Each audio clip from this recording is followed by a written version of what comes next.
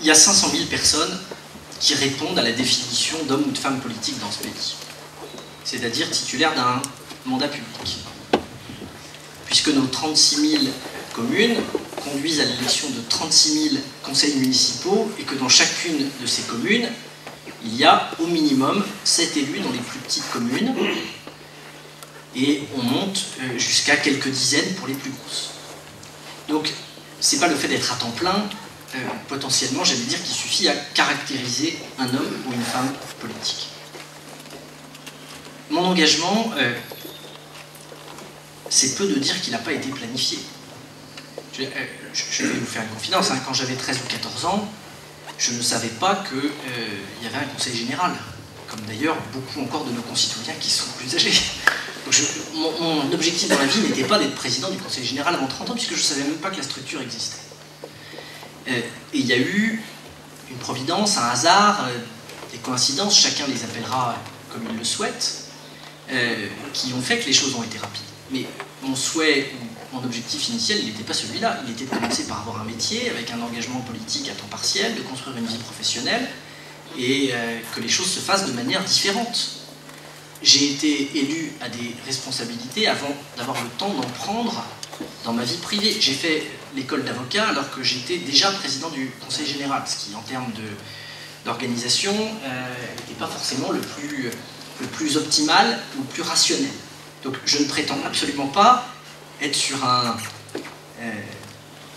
modèle ou quoi que ce soit de ce type. La politique, elle a précisément besoin d'avoir des gens qui ont des profils qui soient les plus différents possibles. Des gens qui, au moment de leur retraite, vont s'engager pour la première fois pour un engagement politique. Parce qu'ils vont avoir le sentiment qu'ils ont peut-être maintenant du temps pour donner quelque chose par rapport à une société dont ils ont reçu.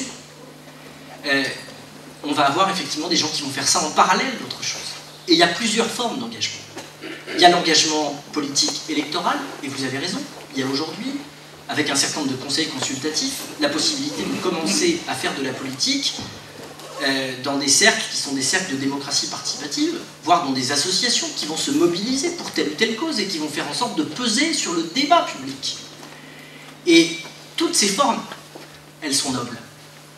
Au sens où ça veut dire que vous ne vous préoccupez pas que de vous-même. Vous êtes dans une optique où vous vous dites que la société, la commune, le quartier, la ville, le département dans lequel vous vous trouvez mérite que vous y consacriez du temps. Le drame, pour partie de notre époque, c'est une fantastique montée en puissance d'une indifférence et d'un égoïsme. Et j'assume 100% des propos que je m'apprête à tenir.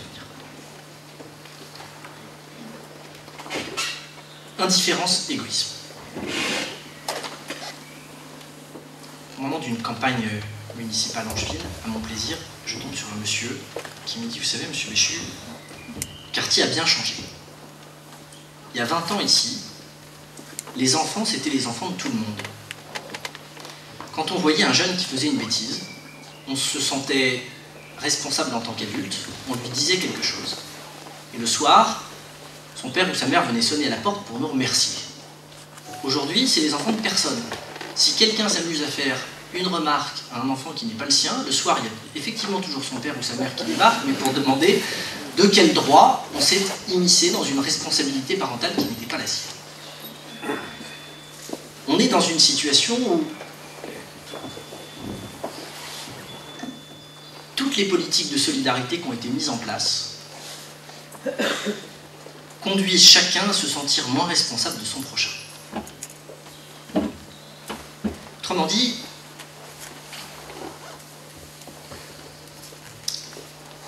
est-ce que ça vaut vraiment le coup que je donne une pièce au monsieur qui tend la main dans la rue alors que je suis certain qu'il a au moins la CMU et le RSA?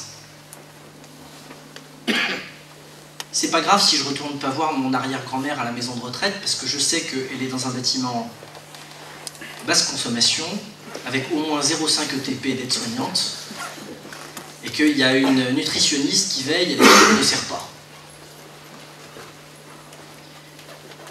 Etc. Tous les filets de sécurité qu'on a mis en place dédouanent chacun de l'attention qu'avant on était obligé portés aux autres quand il n'y avait aucun mécanisme de solidarité, si les gens eux-mêmes ne se préoccupaient pas du sort de leurs prochains. Je ne vous dis pas que c'était mieux avant, je vous dis que le corollaire des dispositifs qu'on a mis en place, c'est une montée de l'indifférence. Et je vais vous parler d'un sujet d'actualité qui est le mariage pour tous. Dans une certaine mesure, cette loi illustre une forme de montée à la fois de l'indifférence et de l'égoïsme. Que mes propos ne soient pas polémiques, ils ne sont pas une attaque par rapport aux personnes qui le demandent, ils sont une manière de décrire et de dépeindre le sentiment de beaucoup de Français qui disent devant ce texte, après tout, puisque ça ne change rien pour moi, pourquoi pas? C'est-à-dire qu'on ne se préoccupe pas de ce que vont être les conséquences pour la génération qui suit. On se demande comment ça nous impacte, nous, à titre personnel. Et donc le raisonnement qu'on a, il n'est plus un raisonnement de société, il est un raisonnement de personne, dans une logique qui est de se demander ce que vont être les conséquences pour soi de tel ou tel texte. Faire de la politique, c'est pas se préoccuper des conséquences pour soi, c'est se demander globalement quelles vont être les conséquences pour la société des décisions qui sont prises. Et c'est encore plus vrai quand on est dans une situation qui consiste à décider de ce qu'est la loi. Il y a une phrase qui ne date pas de l'époque récente, qui date de Mirabeau, et qui est la suivante, qui est de dire que du fort au faible, c'est la liberté qui opprime et la loi qui libère. Autrement dit, sans politique, c'est toujours le plus fort qui gagne, si vous ne faites pas de règles dans la société. La loi, elle est théoriquement là pour prendre en compte les intérêts du plus fragile qui n'est pas en capacité de se défendre tout seul. Quel que soit le niveau où on se place. Et dans la montée de cette forme d'indifférence ou d'égoïsme à laquelle on assiste, le corollaire, c'est que ce qui fait société est de moins en moins important, et le nombre de ceux qui se préoccupent de la manière dont ils peuvent agir pour le bien commun, ou en tout cas le nombre de ceux qui ne s'en préoccupent plus, est extrêmement élevé et important. Encore une fois, il y a des services pour ça, il y a des allocations pour ci, il y a des dispositifs, ça ne me concerne pas à titre personnel. Cette montée des individualismes, elle doit être un moteur supplémentaire pour ceux qui ne s'y résignent pas à s'engager.